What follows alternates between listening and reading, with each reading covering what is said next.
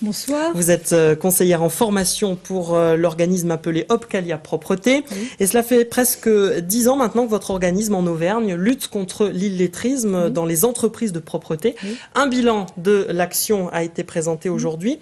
Oui. Peut-être pour commencer, en quoi consiste ce programme de lutte contre l'illettrisme? Alors je vais un petit peu faire pas un petit historique, mais recentrer, peut-être un petit peu expliquer. À l'origine, la formation s'appelait la maîtrise d'écrit professionnelle. C'était des formations créées par Opcalia Propreté à l'attention des salariés des entreprises de nettoyage, afin de les aider à sortir de l'illettrisme et de l'analphabétisme.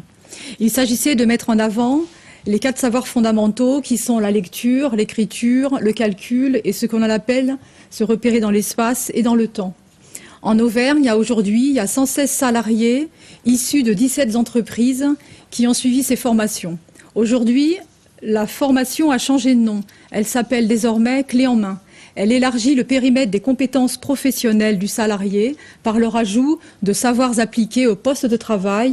Alors par exemple, utiliser une alarme ou un téléphone portable, utiliser le lexique professionnel, prendre en compte les attentes des clients, savoir anticiper un risque.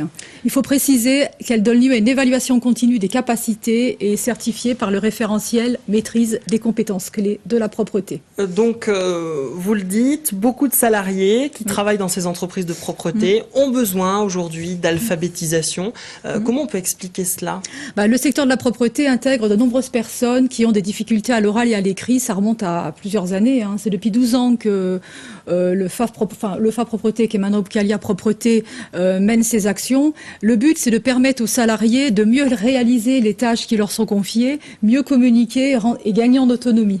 Alors, en proportion, est-ce qu'il y a plus d'employés illettrés dans la propreté que dans les autres secteurs, ou c'est aussi un phénomène qui touche d'autres secteurs? Alors, ça touche peut-être plus le secteur de la propreté. Le secteur de la propreté est le premier secteur à avoir pris à bras-le-corps le problème de l'illettrisme. On suivi après le bâtiment et la restauration.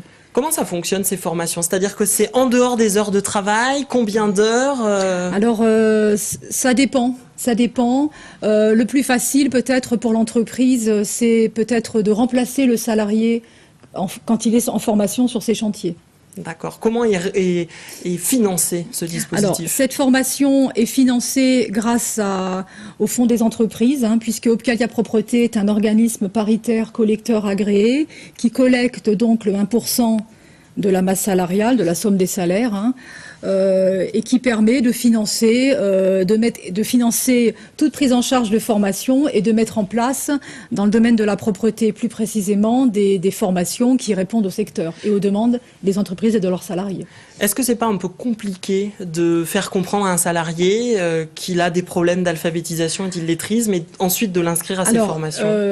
Il faut savoir que nous, on n'a pas le salarié directement quand on téléphone. Bien évidemment, on a une entreprise, donc il y a un barrage téléphonique. Après, il faut qu'on ait rendez-vous. C'est pas forcément toujours évident. Faut d'abord convaincre le gérant ou le responsable formation. Après, il faut convaincre l'encadrement pour que l'encadrement puisse mieux en parler avec beaucoup moins de gêne à son salarié. Donc ça ne se fait pas. Et l'enjeu, on imagine, est important autant pour le salarié que pour l'entreprise? Il faut faire comprendre à l'entreprise que l'enjeu est un enjeu économique pour faire face à la réglementation, pour que l'entreprise prenne ça comme le projet de l'entreprise.